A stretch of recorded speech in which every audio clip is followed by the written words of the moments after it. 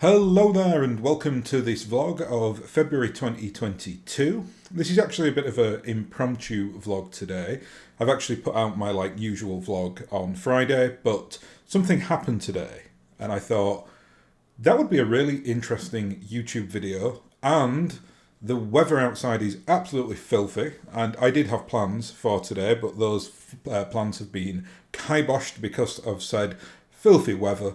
So I thought, I'll get the old camera out, my phone, my very, very average phone, and I'll take some photos, and then I'll go and speak about a subject on YouTube. And that topic is going to be my top 10 sculpts from the new Catalyst Kickstarter, Wave 1 and Wave 2, whatever you want to call it, over the last couple of years.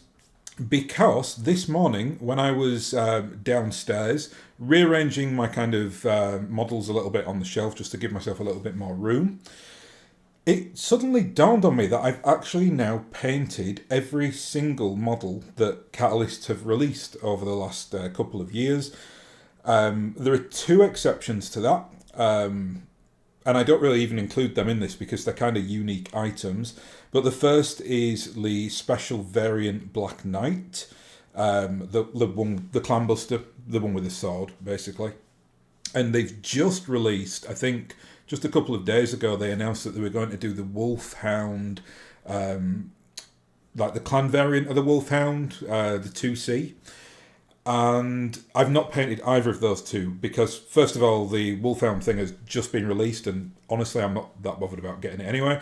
And the Black Knight thing I did want, but it sold out like that, so I couldn't get it.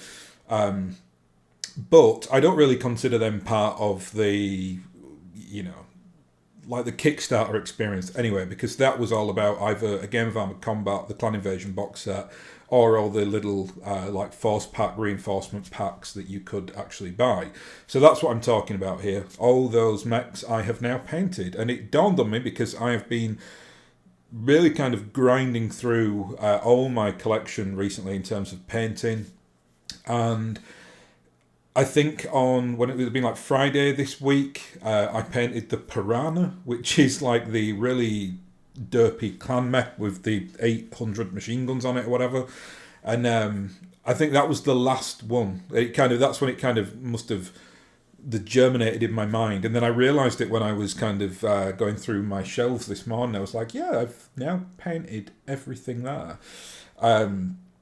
I'm actually just on the painting side of it. I've only got, I counted it today, there are 39 mechs left to paint for me, and then I am done. At that point, I will have my project complete. My aim was always to get it done before basically, March this year. I'm probably going to be a few weeks in front of that. I think I would have finished that. I think I will have finished everything actually by mid next week if my schedule goes to plan. So that's nice. That feels very, very good. Feels like a bit of an achievement to get through all that. Looking pretty glorious as well. I've got it up on the in the display case with some artwork as well. So no doubt sometime over the next few weeks I will post the final project of my table topping over this over this Wave 1 and Wave 2 release. I'm quite excited to do that because get it all in picture format as well. It's developed far more extensively than if you watched videos last year when I was talking about running this as a project. That project has now basically doubled in scope, which I kind of knew it would. I mean, I've kind of been laughing at myself when I originally said I only want 200 mechs or whatever, and it's now spiraled it to 400. But saying all that, it's kind of been an organic project process, and it's been brilliant to do. Actually, I've loved every minute of it. I mean, it's hundreds and hundreds of hours of work, but absolutely well worth it at the end of it when you've got that full Inner Sphere and clan experience with every mech that they've released. I've got a lot of old metal models in there as well, and even some 3D sculpts, only for infantry. Kind of got a very hard, fast rule about not having any 3D printed mechs. I don't like them. I don't want them anywhere near me.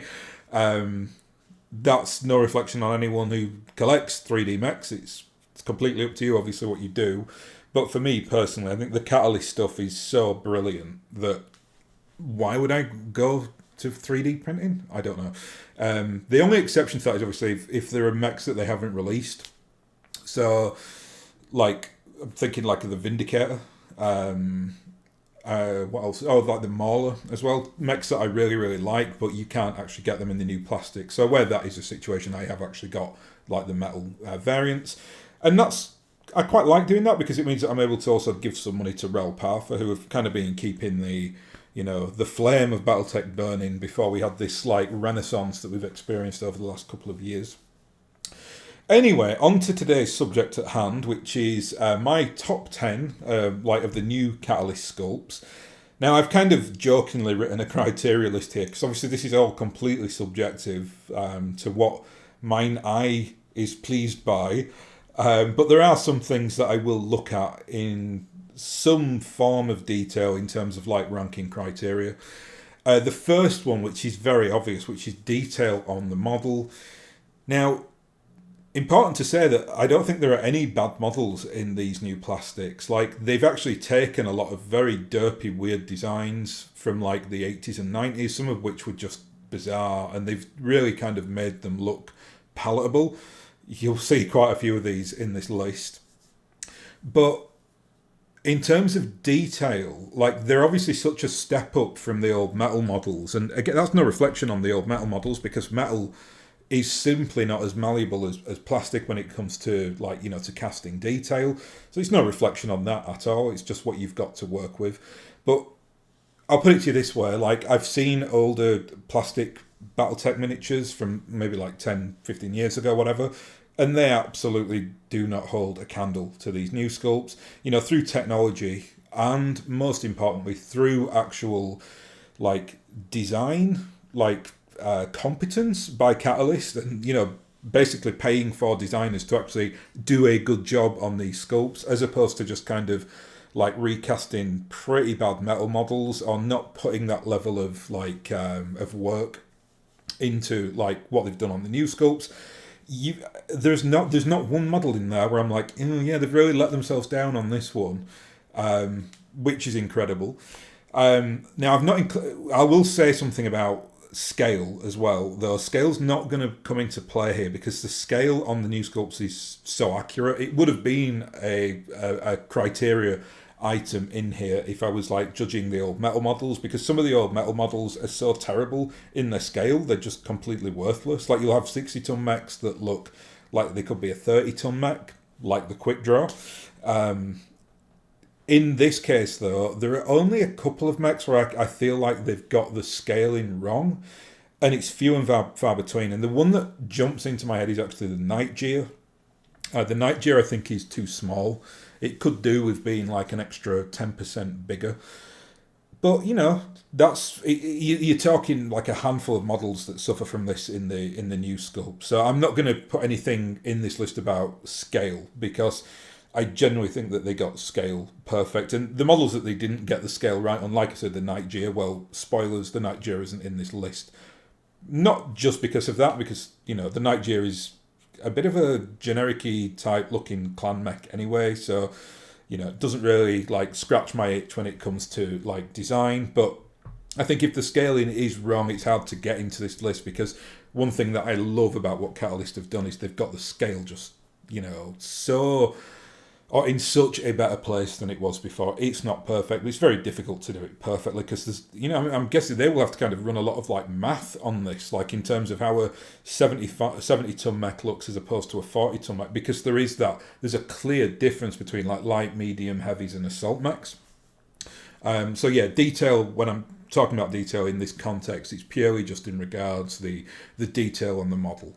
And that kind of as well, like, I suppose, run side in side with the paint job that you can do on it, because obviously the more detail that is on the model, or like the nicer the the cockpit is, or the guns, or the way the legs are kind of detailed, obviously the more you can get on there, the more the wash or your shades will work for you. So that's another reason why having good detail on the mech is actually quite a very good thing in terms of your hobby.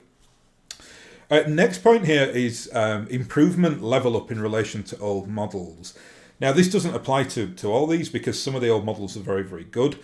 In fact, some of the old models are actually, I think, better. That's very rare that happens, but I've come across a few where I've thought, yeah, actually, I like the older model on that, but it's because the older model is just so damn good as opposed to the Catalyst model being bad or anything like that. But like I said, that is rare. But there are far, far more circumstances or situations arising where I've kind of looked at an old model and thought, what is that? Like, that doesn't even look like a mech. And if they've changed a mech so much for the better that it's now like palatable and you feel like, oh, I can now play this on tabletop without looking, or without it throwing me out of the gaming system, because I'm just looking at this thing and thinking like, what on earth is that? Like, crazy. So yeah, where that happens, I will bring that up. Third point there is design quirks, and that can be anything. Obviously, that can be the way from like the cockpit is shaped, or it can be to do with how its jump jets look, things like that, things that just kind of stand out to me. And obviously, where the things do stand out to me, that's going to, give it more, or give me more of an opportunity to put them in a list like this, because it kind of sets them apart from all the other mechs. And the final point there is pose. And this is, to me, the actual bit where this new Kickstarter has really like transformed BattleTech for the better, because we no longer have like the monopose, like mechs standing very rigidly. We've got them, predominantly the mechs are in like a pose that looks like they're about to jump, or they're about to shoot, or they're kind of in the middle of a torso twist or something like that. And it just adds so much like realism to the game. It also makes it much more fun to paint, because you can, I suppose you do this through like your own imagination when you are painting. It's like you can imagine this thing running, so it might kind of either inspire you to paint it a certain way, or or you think to yourself, well, if I do a better job on this than I usually would with, say, like an old static model, then it's going to make it look even better because of the pose it's in. So it can kind of be a big factor in terms of you just getting to the, to the paint table and getting the work done.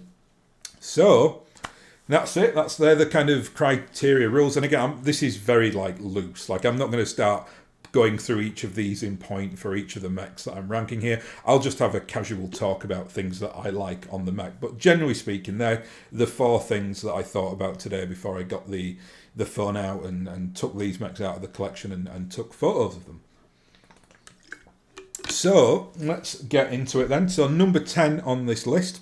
Oh, sorry, before I do go on, one important like little oddity to note here is that when I drew up a list of about 20 mechs in the first instance, then whittled it down to 10. I wanted to get it down to 5, but that was too harsh. Like, I was just really struggling to get just 5. It's hard to actually get just 10. I could have probably done a top 30 list, but that would have been silly, obviously. But what I noticed is that predominantly the mechs that I was like really, were getting into this top 10 list were assaults and heavies.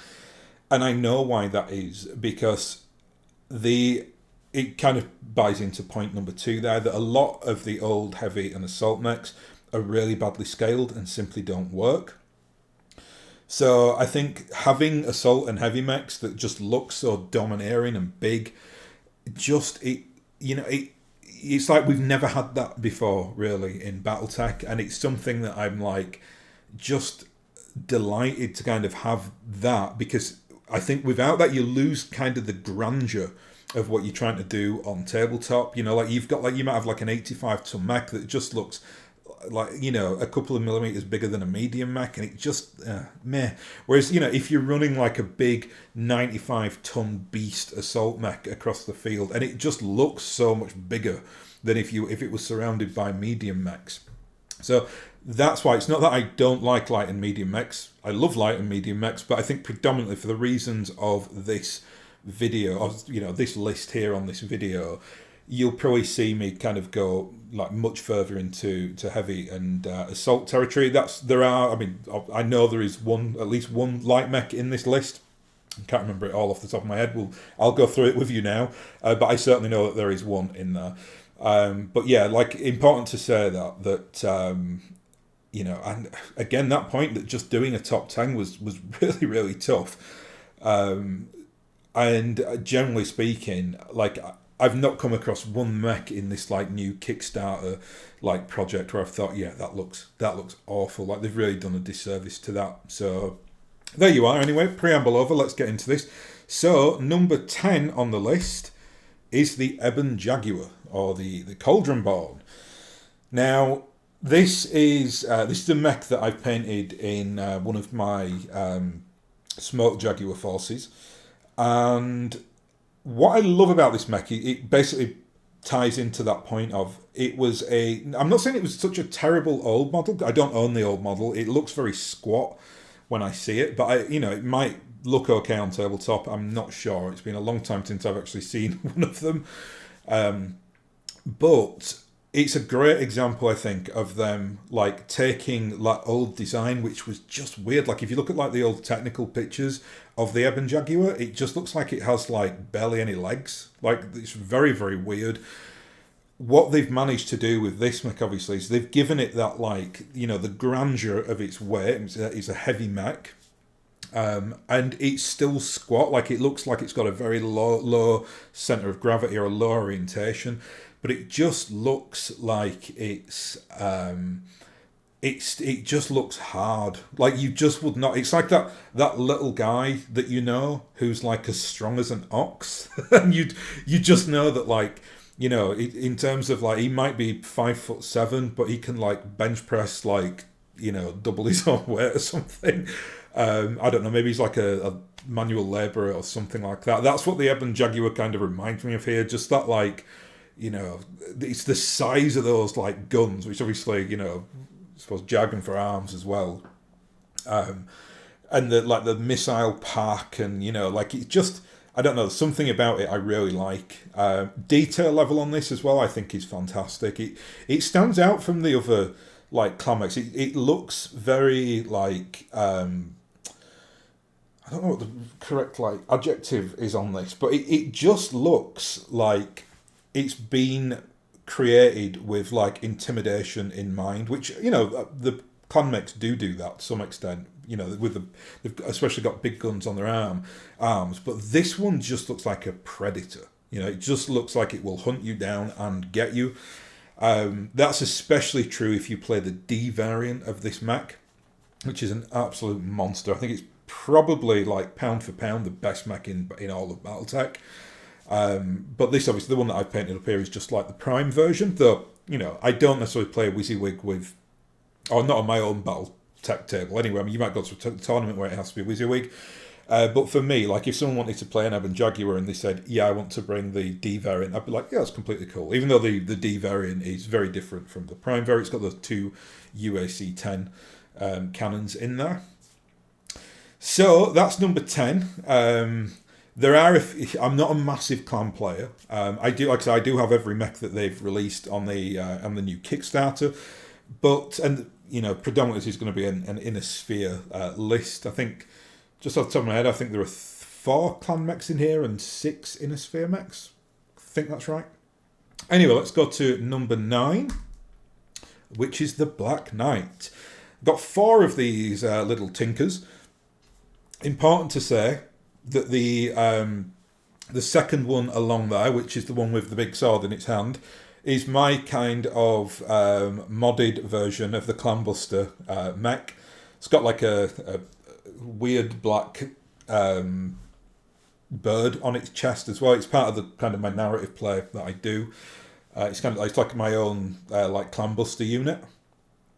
And I think that turned out pretty well, actually. Like it's, I've basically modded it to an extent where it's even got like the third or the extra, is it a large laser or a large pulse? Can't remember which one it is, but it's got another basically like large laser on the chest there. In terms of the model itself, the thing that really, like, the quirk that I love about this mech is its head. It just looks scary. Like it just has that like. I don't know. There's something about it that it looks very intimidating. It's obviously got that big gun as well, which is a PPC on its right arm, and that like array of like chest lasers. But what I think really gets me about this, first of all, it's the helmet, but it's also the pose. Again, I mean, I've been able to kind of mod the sword on there, and that makes it even more intimidating, really. But even just its standalone pose, it just looks like it is hunting you from afar, like it's going to come and get you. And I just think this is a gorgeous looking like heavy mech. You know, it's tall, it's sleek, it's very, very domineering. The Black Knight in general is a superb mech anyway. You know, it's one of those like quintessential like energy spamming mechs, which do like a hell of a lot of damage. On the whole, you've got to obviously manage your heat. So I love playing the Black Knight on tabletop. It's a big step up as well from the old model. The old model looks quite derpy. Like its helmet on there actually looks like it's from like a Knight of Yore. Which I don't know. It looks like someone watched Holy Grail, like the Monty Python film, and thought it would be funny to do that as a mod. No, it just looks rubbish. But this new version it kind of really fulfills, I think, what a Black Knight should be. So going on to number 8 now, and we have got the Shadow Cat. The Shadow Cat is, in terms of like mech design, is one of my absolute favourite mechs in general. I'm not a clan player, but I just love how the Shadow Cat looks. I think that my love for that probably comes from Mech Commander 2. Because the Shadow Cat is in that quite a lot. There's a mission in Mech Warrior 2 where you actually pick one up. It's Mech. No, sorry, not Mech. I don't know if I said Mech Warrior 2 there. I meant Mech Commander 2. Mech Commander 2 does quite an odd game in terms of how they do the Federated Suns, because the Fed Suns seem to have the clan mechs. Which I don't know. I don't know why they did that. I think maybe because they're the final kind of power that you work for in that game. You kind of join it's like a rebel alliance between House Davian and like the local like militia on the planet. But then presumably then they put clan tech in with the Davians so that you could then get access to clan tech in the latter part of the game, because obviously it's very overpowered. But you can pick up a Shadow Cat from a Davian base that you basically invade, like midway point through that game. And I love the look of it in Mech Commander 2. It's got this like really like low center of gravity, like it stalks the ground. Obviously that the big gun there on the right hand or the right arm is a Gauss rifle, or that's what it traditionally is. But I think the quirk that I think that they've got right on this is kind of the way that the legs are like postured, and then it's got this like really kind of like downward sloping head, which again it just looks like it's like a big cat stalking in the grass, and it's got that like Gauss rifle as well, which you really have to kind of pay attention to. So on tabletop, I think it looks great. It's it's a 45 tonner as well, so. It's on like the smaller end, but that it still feels like it's got presence. Love the leg design as well on it. I have a real like love of those like I don't know chicken legs or dog hind legs, whatever you want to call them. It just makes a mech for me look a lot more stompy. Like when it's running, like it can get the speed up, but it just looks like you would be running out of the way of this thing screaming. But yeah, as far as clan mechs go, it's one of my my favorite, one of my like favorite designed clan mechs by a mile. But again, I think in terms of this list, I do kind of gravitate towards the heavy and the assault for reasons that I talked about previously. But yeah, nothing that I can say bad about this thing really. It's lovely. I love the cockpit as well. Like it looks. I don't know. It looks quite sci-fi, which you do get that from clan mechs. You know, like if you look at like the more grounded, down to earth mechs are usually like the Inner Sphere mechs, and then the clan mechs can look like weird and wonderful. And I think the Shadow Cat just kind of gravitates towards that. Although there are, if you look at a mech like the Sentinel to me is like, put another way, the Shadow Cat is basically like the Sentinel 2C, if you want to put it that way. they've kind of got that similar kind of postures. The new Sentinel as well, which is a lovely mech, looks similar to this. Previously, I always got joked about because it looked like a light bulb on legs. They've kind of taken that away now, and it looks very much more like that, that hunter-killer medium mech. So number 7 now. And we have got my favourite mech, which is the Catapult. And this is the only mech I've got here where I've kind of put the old metal version against it, because I do own one of the old metals. In general, though, the metal models that I own are for the mechs that have not been released on the new Kickstarter. But this is an exception because I do adore the Catapult. I was like, well, I've got to get an old model. The old model as well, just to talk about that for a second, I think the old model does really still stand up. This is a mech that's in my St. Ives Compact Force. I do, the middle mech there is actually from my Capellan forces, so it's not that I didn't want to put my favourite mech in Capellan Force, because Capellans are usually the antagonists, especially if you're playing like in Succession War or just after the just post Succession Wars. But I kind of, I wanted a Catapult to be in there against one of the enemies of the Capellans, which is obviously the St. Ives. St. Ives is an aerospace that like ceded from Capellan authority. And the old model looks great actually. Obviously, it's got that kind of old mech feel to it. Like, it looks a little bit weird in terms of its pose. It looks a little bit too static, which, speaking about pose, that's what I think the new model absolutely took ownership of. That, to me, it looks like a Catapult that's just about ready to go jumping and doing like an LRM spam. So it really kind of looks the part. I'm obviously biased to this because the Catapult is pretty much my favourite mech in all of BattleTech. But one thing I would say about it, when I learnt that they were doing the Catapult in the initial A Game of Armoured Combat, at first I was like delighted. I was like, yes, I get to see and paint my favourite mech. But then I started to have like a little bit of trepidation over what we'd get, because obviously this was early on in their design process, and I don't think, I'd hope that no one would ever see this from, not that they will, but if anyone from Catalyst ever watched this, I'm not saying this to badmouth, what they've done here, but there are some disappointing sculpts in A Game of Armoured Combat. But I don't give them any heat for that, because it was literally like the first set of designs that they did, and I'm sure that they acknowledge now that they learned a ton from that. And if you kind of get the reinforcement packs, generally speaking, the quality on them is exceptionally better.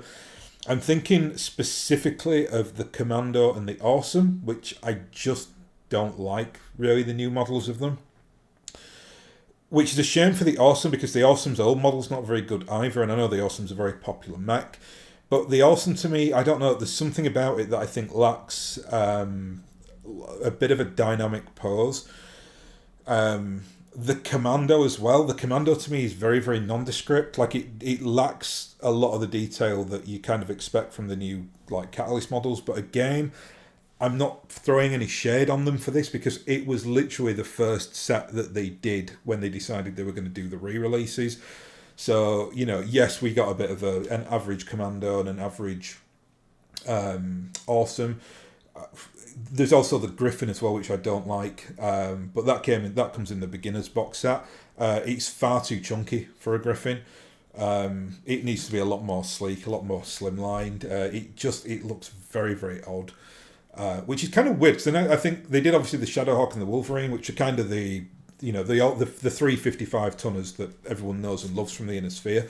The Wolverine looks great. I think the Shadowhawk looks okay, a bit weird, but it looks okay. But then the Griffin, I think they really dropped the ball on. And when I kind of started to see these mechs, when the beginner box set got brought out, and I saw the Wolverine, I was like, that's amazing. And then I saw the Griffin, I was like, that's not a Griffin. What's that? It just looks far too chunky. So again, when I knew the Catapult was going to be in the original box set, I did have like I say, it was a mixed emotional thing. I was delighted because Catapult, but I was trepidatious because, they might get it wrong. They absolutely didn't. It's absolutely gorgeous, is this mech. The one thing that I adore about it are its feet. It's got those like very quintessentially catapult, like I don't know what you call it, like a triangle foot or something. I don't know, you call it like a bird's foot, which completely makes sense because it's got a very like bird feel to it. Like the cockpit, looks like a bit of a beak. You could say that the two flaps coming up are like the wings coming up almost. It's got a very like, is it ornea? I won't even try to say that word. You know what I mean. It feels very like it's avian. That's an easier word to use. It's got a very avian feel to it. Is it avian? Yes, avian. Yeah, yeah. I'm going to stop with complicated words to describe birds and just refer to them as birds from here on out. The one on the left-hand side there is actually Mina, who is my mercenary commander's mech. That's why it's decaled up to the 9s, and it's even got little mods on there with those two little like tusks. So bit of a weird idiosyncratic thing just in relation to that particular mech. But I only do have 3 catapults. That's all of them there. There are no others to paint or anything. Which I think, had I been left to my own devices, if the catapult had its own like reinforcement box that was easily accessible. I know you can buy like a box that's got the original A Game of Armoured combat mechs in there, but I've not been able to find them in print. The only way I was able to get 2 catapults was actually to buy A Game of Armoured Combat twice, and obviously then I've got the old metal model there. So moving on now to number 6 on the list. And we've got the King Crab, the kingest of crabs. The King Crab is a mech that I don't particularly like on tabletop. It's one of those mechs that it's very one-trick pony. Like it's a bit like a hunchback, right? Like a hunchback can be devastating if it survives to get into close combat. Not necessarily close, but close enough to use its ACs, its AC-20s. King Crab's pretty much the same, apart from you get 2 AC-20s, and it's got a hell of a lot more armour, so that obviously ups its survivability. But I love the sci-fi element to the King Crab in a universe that doesn't really go too far down the science fiction route. This looks like something from an alien world. It's got that huge like head, which is like supposed to be kind of a shell. That makes it an absolute joy to paint. What they've done with that is they've basically put big panels on it. It's basically like armour, and it's got like those recesses in there. So what you find is that your wash, you can see it mostly on the Karita King Crab there that I've got, which is the second one along.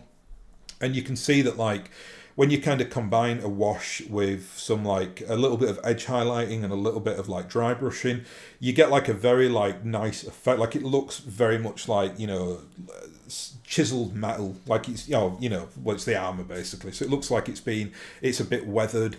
It's got like previous battle scar damage on there or whatever else. But I'd never go too far on that. Like I know a lot of people like to like put dirt and mud and stuff like that on the mechs. Not a chance. No, nothing like that is touching my mech. I like it to be not pristine, but I like them to be like they've not engaged in battle just yet, or they've not been walking through the swamps for too long. I like to be able to see the colour schemes, but I like to kind of grime it up a little bit with washes and like dry brushing, things like that. And I think that this particular mech is very much on the frontier of how good the new plastics are and how easy it is for people who are in the hobby side of this to make it work for them. You just don't get that on the old metal models. It's a bit of a battle trying to get into an area where like your washes are working, because the recesses on metal models are not always, there are some exceptions to this, but generally speaking they're very like if you had a straight edge like that on a metal model, you simply wouldn't have those recesses in between those metal panels for the wash to find.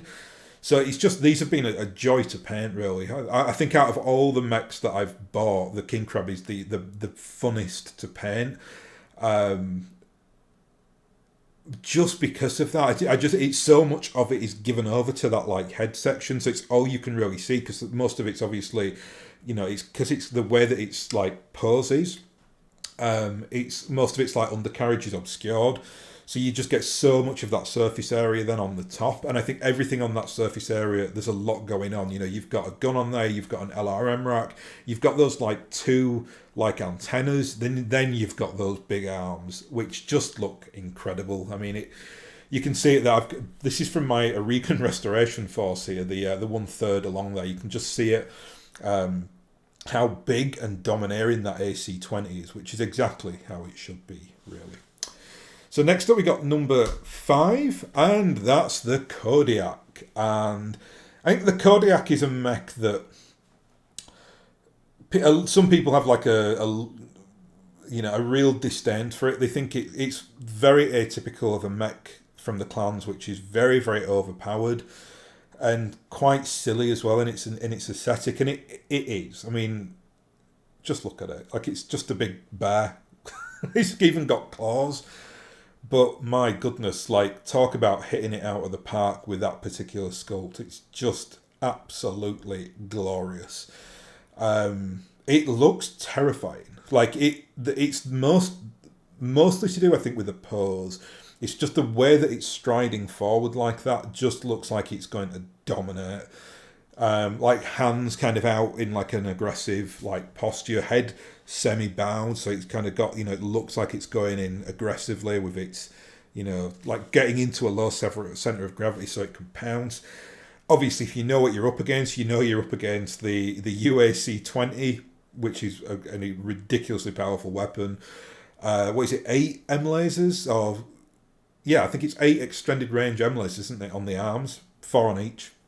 And then you've got those SRM 6-packs. It's just an absolute madman of a mech. It looks beautiful as well. I think if not for the fact that there is a derp element to the Kodiak, even in this design. I mean, it's a glorious design, but it just looks like it's too much, right? Like, but that's the clans in a nutshell, I suppose. So that's why I forgive it. But I think as a raw model, this is the best model they've ever done. It looks beautiful. A lot of people say that as well.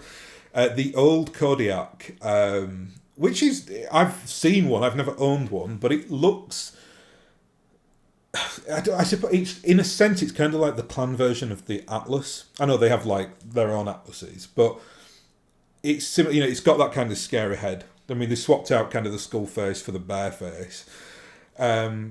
It's got those claws on there, which the clans will still kind of attest to the fact that they're just kind of there for aesthetic reasons, whatever.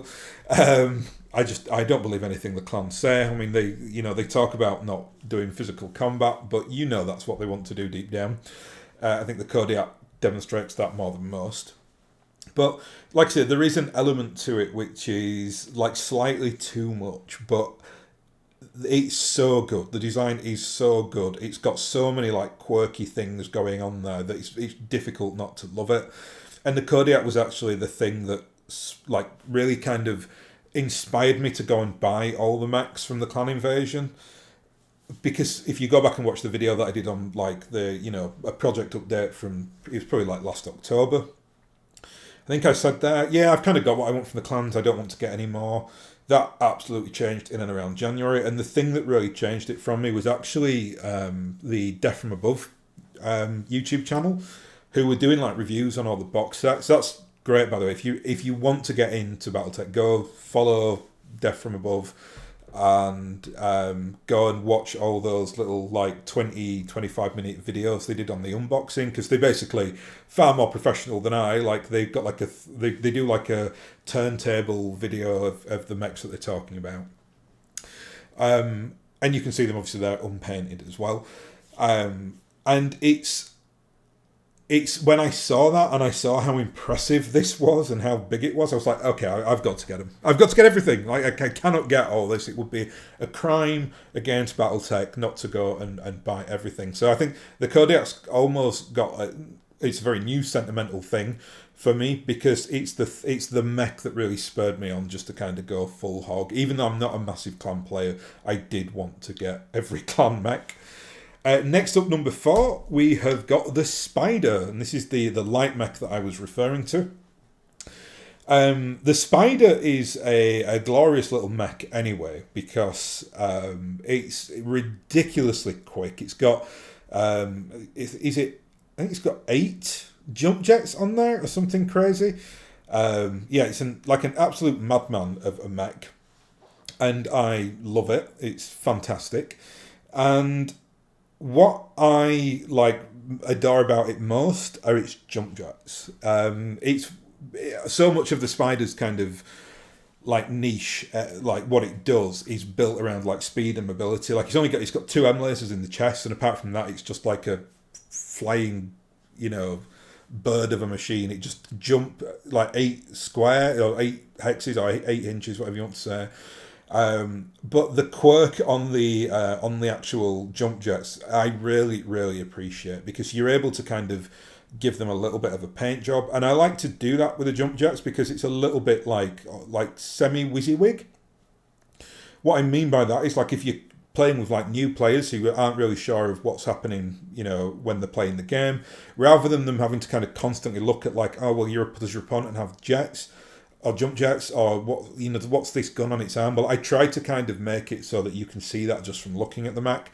I do that with the weapons, so all my kind of lasers and I'll tell you my color code. So LRMs are yellow, SRMs are red, M lasers and M pulses are green, L lasers and L pulses are blue, and S lasers and S pulses are pink. And any ballistics are just black, because obviously it's just the barrel of a gun type of thing. But that means then that anyone can just look at a mech and you can be like, okay, yeah, it's got energy weapons on there. Oh yeah, it's got jump jets on it. And I've done that purposely because I do tend to play with people coming into the game, new players to the game. So I think it's more for them really why I do that. If you're wondering why there is a love heart on that middle mech, it's because it's from my Magistracy of Canopus forces, and they've kind of got derpy things. They've got a lot of nose art on there and weird and wonderful insignia, because the Magistracy of Canopus are all retrobates, so reflected in their mechs. Next up, number 3, top 3 now, we have got the Longbow. Longbow is a magical mech. I love mechs that are just kind of so specialised that you can only really play them in one way. It does make them very, very powerful. Also leaves them very susceptible if you allow someone to kind of go and hunt them down. I mean, a longbow against any medium mech with a big gun, is going to struggle pretty massively, because it's too slow to kind of get into any kind of place where it can shoot without its horrible short range penalties or minimum range penalties.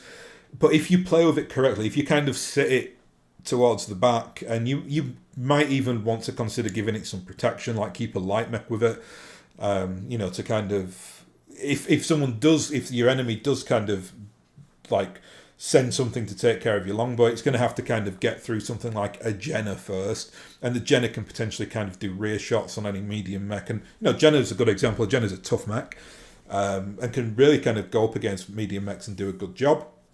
So playing with a longbow, I think you need to be slightly understanding of how kind of the game rules work on tabletop BattleTech. But that's not what we're going to talk about today, though. What we're talking about today is just how wonderful this thing looks. It's very, very quirky. I mean, look at those. It's got jet engines on the side of it that have been turned into LRM racks. It's a big chunky boy as well. I just love it. I think the old longbows, I don't own one, but I've seen plenty of them. They tend to be not quite unimpressive. The LRM, racks on the side or whatever just look a little bit too small. It just doesn't look very domineering. Whereas this thing just looks like an LRM turret on it's got. I mean, it's the equivalent of what it's got. 50 LRMs on there. It's 2 LRM 20s, and 2 LRM5s, 2 M lasers on there as well, just for good measure. I think that they are there just in case anything does try to hunt you down. But generally speaking, very, very fun mech to play. Really fun mech to paint as well. It's so unique. Like, there's no other mech like it that has those like ridiculous like canister barrel things on the side of it. Very, very fun mech. Getting right into the top end now. So number 2 is, drumroll please, the Mad Cat. Now, predominantly why the Mad Cat is in here is because this is it's almost unforgivable that they had their poster child mech during the clan invasion. So, you know, you're talking like late 80s, early 90s. Mad Cat was like, everyone, if you were into BattleTech, the Mad Cat was what you knew of the clan invasion. It was like the Mad Cat and the Vulture. They're like the 2 quintessential like mechs that you associate with that time era. Obviously, the clans had loads of mechs at that time, but I'm talking in the way that they kind of ran their publicity. You put the Thor in there as well. The Thor's in that bracket, so you kind of got the trinity there of mechs. I mean, even if you go back to like the cartoon from the 90s, they are the 3 mechs that you see, the 3 Omnis that you see. You know, the Mad Cat, the Vulture, and the Thor, or the Summoner. Sorry, Keep It Clan. And anyway, we'll try not to get off that thought process. What I was going to say on that is that it's almost ridiculous that the sculpts that they had for the Mad Cat, being it was one of their primary mechs, if not the most iconic mech in BattleTech, was terrible. And it really was terrible. I've not put it here actually because I hate it, but I have got one of the semi-like re-envisaged, reimagined metal models, which I used when I was painting up the old cartoon forces, because I wanted that all in the old sculpts. So I wanted like the Somerset Strikers and the 92nd Jade Falcon. I wanted them to be like in the old sculpts, and when I got the old Mad Cat model, I was absolutely horrified at how bad it looked. It looks completely out of proportion. Its arms are so skinny that you can't actually glue them on. You can't even pin them because they're so skinny. It's like whoever's designed it has got no understanding of how like putting the thing together works, which is just awful. And it's a mech that is so iconic, and it just deserves so much more. And I've said this a few times on this channel, but I give a lot of people heat, you know, in terms of the people making these decisions in the past, when they were making things like the Mad Cat Mark II, and I can't remember what they call it. Is it the Rasaka or the Rashenka or something? It's basically like the Inner Sphere Mad Cat variant. I can't remember what they call it. And it's ugly as hell, and I don't want one. So I'm not going to apologise, I don't know the name for it. But it's like they moved on to new designs, and they didn't even have a decent design for the original iconic mech. There's no other like build that I can think of where that applies. You know, like we've seen the old catapult in this video. The old catapult looks fine. You know, it looks serviceable. That's a very iconic mech in BattleTech. And I just think, like, why on earth did they do it? Like, if I was promoting like my poster child mech, it would have like several different designs, and they would all look amazing. Well, now we do, because Catalyst Games Labs obviously have seen that, and you have to put the Mad Cat in that initial box set for Clan Invasion. And look at that. Like, what a work of art it is. It's absolutely beautiful. It's posing like a very arrogant clan mech. It's got that, like, it's almost like nonchalant, like it's stomping forward, but it's like, yeah, I can't lose. I'm a Mad Cat.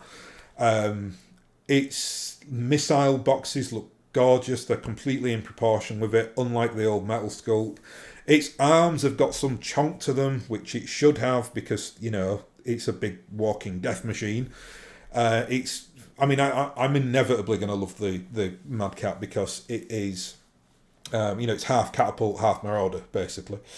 But it's them two fused beautifully together. It's like one of the few examples where the clans, I think, just really kind of get it aesthetically correct. And I can't speak highly enough of this new model. It was very, very close to being number one. But speaking of number one, let's get into it now and let's have a drum roll. Let's not do a drum roll. Number one on this list, the Orion. So much to say about this. Let's start with the obvious. The old model is terrible. It doesn't look like a 75-ton mech. It's one of the kind of, the chassis quirks of the Orion. It's got like an LRM as its entire left-hand torso. But this looks like it could work within the realms of physics. The old model just doesn't. It just looks like it's got a triangle on there. It just looks rubbish. So let's not dwell on that anyway, because too much negativity. But yeah, the old model is not good.